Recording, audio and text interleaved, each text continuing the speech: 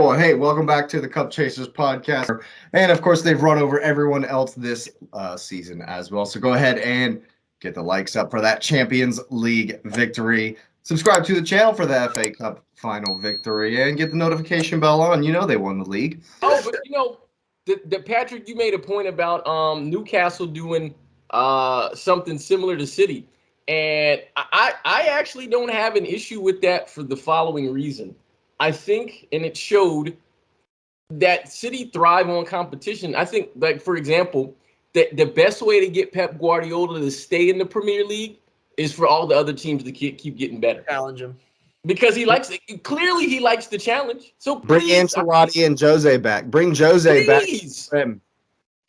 Bring but Jose here's the back thing. to the bridge. And Patrick, you kind of alluded to it in the second half of your point. If all these teams get oil money, and then you just have a specific number of certain teams that just dominate, that sounds like what Mr. Perez wants from Real Madrid. That would be your Super League. Exactly. But it would be funded by the Saudis. Conversely, it could be Todd Bowley's dream of having an all-star game. So it's the oil teams versus the American teams. Versus the stockbroker teams. You know, they have the oil. We process the payments. We're both making money off of it. Look, we got Denver Nuggets money. We got Colorado Avalanche money. We got LA Rams money. How come Arsenal can't? Every other crunky team is out here winning. What are we doing? I don't want to hear it. LA goes to a final every other year, but yet Boyle can't seem to get it right for Chelsea. I don't want to hear it. I don't want to hear it. The Dodgers are year one. Every year. It's only one. It's only year one. It's only year one. The funny thing about the Kroenke money is Kroenke shows he'll only spend money big one time. He'll do it once, and he's like, you better get it right on that once. And so far, all those other teams got it right on that one. Mbappe's time. Mbappe's a clown. He'll spend money every year. So Mbappe's the one time. Please do it. Oh my God! Can you imagine the transfer fee on that though? It's $1 billion. It'll be 200. Oh, I think you think it'd be. You only think it'd be 200? I don't think it'll be 200 at all. If Bukayo Saka is worth $180.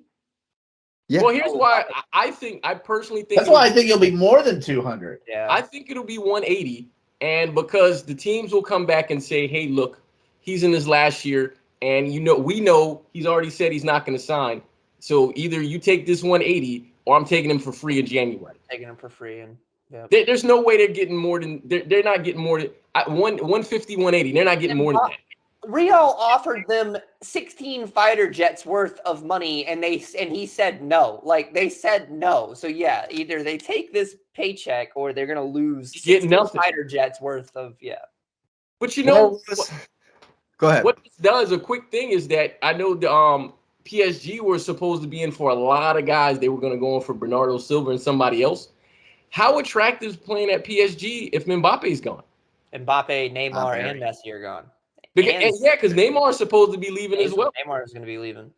So they're going to lose their 3 stars in the same window. Why would I go there? Right. No, I'm with you. I'm with you on that. I mean, there's holes to fill. I mean, if you want to make a name for yourself and you know. But they're going after winners. They're going after guys trying to sell them, hey, you can win Champions League. Well, you can't sell that to the City guys anymore. We won. Yeah. They had a problem with that back when we were competing with PSG to see who was that. Yeah. Fair enough. Well, Lewis, any final thoughts on the City season as a whole? Chased Arsenal down. Like a dog. Cruised through the FA Cup and finally got the white whale. My answer to that is I felt absolute relief at the end. And it's funny because you say I'm reserved. Like, I saw the video of me. I was excited for like 1 second when they won. I threw my hands up and I jumped. And then I immediately became composed because that's just who I am. But I mean, I felt the relief because the core thing people could say about the team was you didn't win this thing.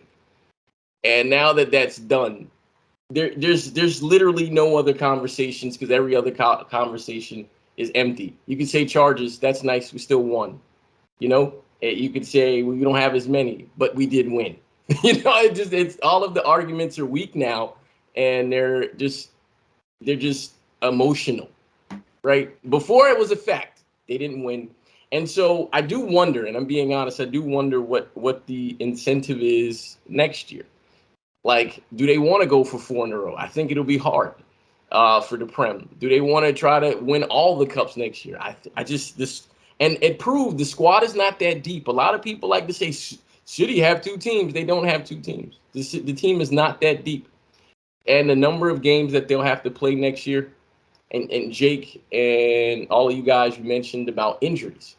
I don't know. De Bruyne probably won't be right until November of next year. So that means Foden has to be right. And Foden got hurt early last year.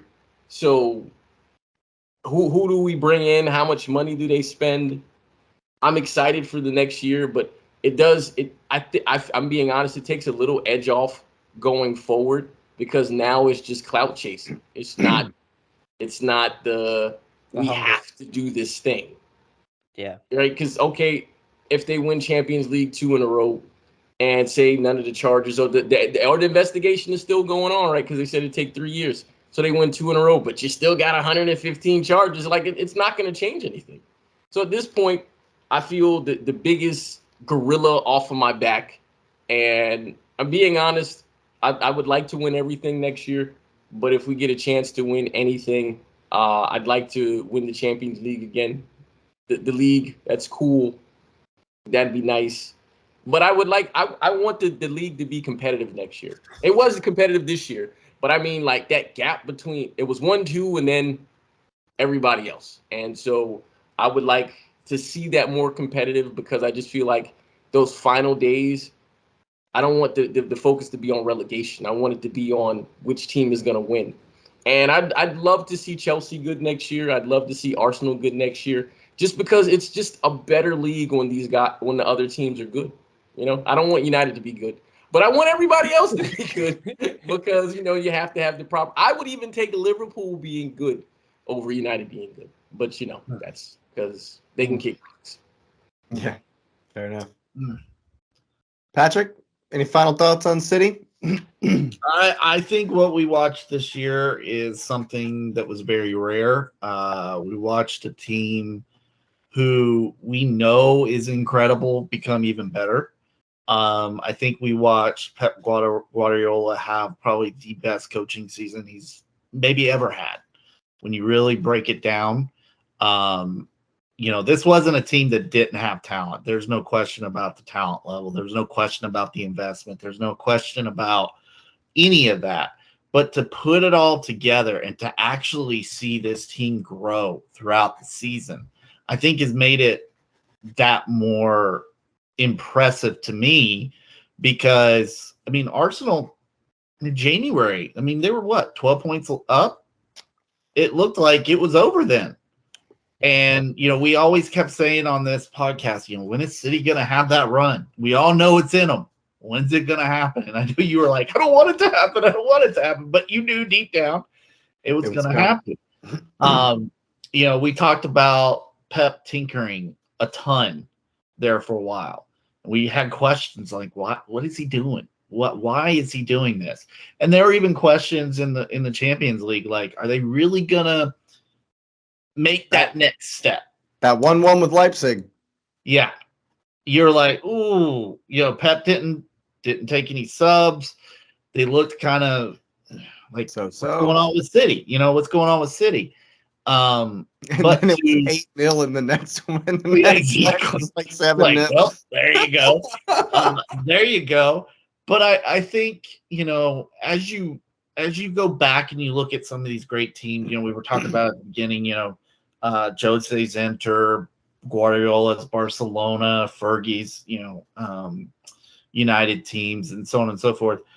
I really think that as you analyze this team, and then this will be done over time, I think this team's going to come down as one of the greatest. honestly, because of what they were able to accomplish. Yes, did they have very advanced pieces? Yes.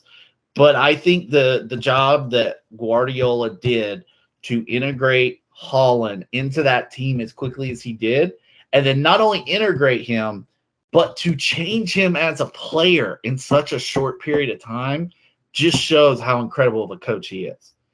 I mean, we were, we were talking about it earlier. Holland's making these runs, and De Bruyne is the only one that was making passes to him. He could have gotten frustrated, and I even remember saying, he kind of got frustrated in that game because, he didn't get the ball. You could see him kind of get frustrated. City could have lost him. He could have been like, no, screw this. I came here to score goals and nobody's getting me the ball. I'm going to pout and go sit on the sideline, or, hey, unless De Bruyne is going to pass me the ball, I'm just going to be there kind of thing. But he's got a mentality, and I mentioned this about Pep. He's a killer. He is a killer. Pep is a killer. He wants to see you lose. And the thing that he enjoys is when he outcoaches you, when he outsmarts you. See, that was the thing about when City lost to Chelsea in the Champions League final when he didn't play. Was it Fernandinho? It was Roger. Roger. He didn't play Rodri in the midfield because Pep wanted to outcoach Tuchel. And he didn't. And you know that ate at him going into even this one. I'm not going to, because he didn't really do any tinkering. I'm going to throw my best out there. I'm going to trust them. And they find a way to win it, even though they didn't play that well, relatively well. But I think as we go on in future seasons, we're going to look back, and just like with Jake, talking about the Invincibles, Chelsea fans talk about, the 2004 team. I think it was the first one under Jose's first team. That was a monster team. Yeah. Chelsea fans talk about that team. The season after the Invincibles. Yeah. The very next season. The 4-5 season. This is going to be one of those teams that people are going to look back to in 10 years and be like, do y'all remember how amazing that City team was? Like, oh my gosh, they had De Bruyne. Oh my gosh, they had Holland. And they had Pep Guardiola. I think that's where this team's going to fall. It's going to be one of the greatest to not only play in the Premier League, but play in Europe, because they were just that good this year. I agree 100%. What you think, X? Any final thoughts? Kudos to him, man. Trouble's hard to get. We chased it for a long time with a lot of good squads, and it's hard to cap on. There's a lot of games that go into that, and it's, with this season too, the season was kind of special in a lot of sense in a lot of areas, but you have to think about the workload that these boys put in. A lot of those City guys are national players. They played deep into the cup, and to withstand not only the domestic league cups, the Champions League, going through the season of itself, the marathon that is the Premier League, it's a feat, man. It's a feat to go through the World Cup and to stay healthy and to have those players fight through injury and give it all for the club and for the love of their team and sacrifice themselves for the locker room. And, we saw that with this City squad, and that speaks volumes to the backbone that they have, not only from the managerial or ownership side, but it speaks volumes to the players, who's in that locker room, the solidification they have, the glue that they've represented throughout the season. When one goes down, they have another guy to back them up, and they're coaching him up. You can see the other players, I was just watching a video today where Stones was clapping at, it's not Phillips, it's the other one. Who's your young center back? Rico Lewis?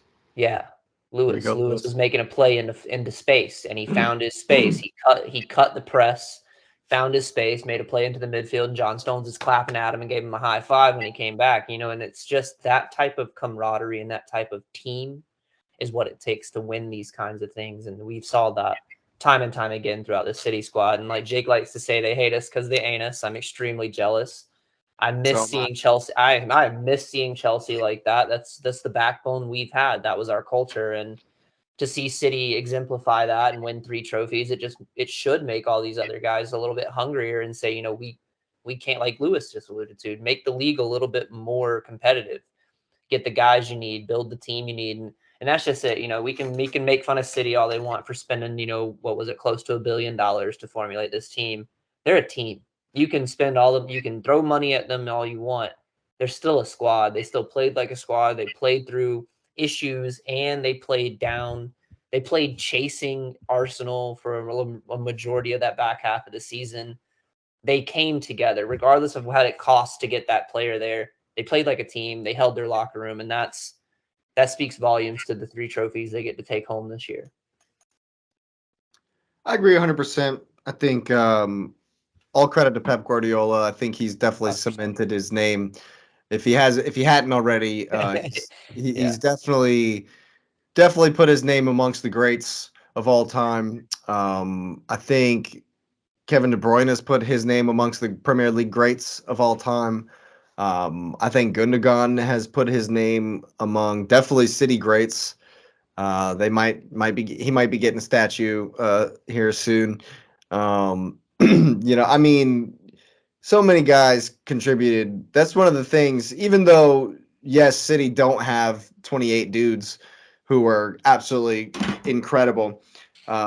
Even you said it, X. Even the guys like Rico Lewis had a stretch where he did his part for the season. Ortega, the cup keeper, did his part in the season, had some good saves, some good appearances. So, shout out to the guys who don't have Kevin De Bruyne on the back of their shirt or Haaland on the back of their shirt. 100%. The Riyad Mahrezes and the Julian Alvarezes who every single time they came in, bar maybe 1 or 2, were fantastic. Every time they were called upon, they come in and did their job, even though they weren't starting week in and week out, which they maybe deserve to do, and so these, even these guys are a part of that squad that you're talking about, X. And I think it all comes back to how incredible Pep Guardiola was amongst all the drama this season, amongst the long grass that they refused to cut. Amongst only 8 fans in the stands, amongst the stadium being empty all season long. It's interesting. Just one little note about the charges.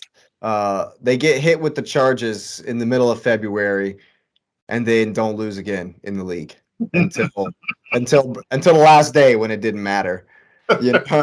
And so don't poke the bear. Yeah, I said that though. Moral I that remember story. saying it. Absolutely. And so I think you're right, Lewis. They just want to, it's about that, having that competition.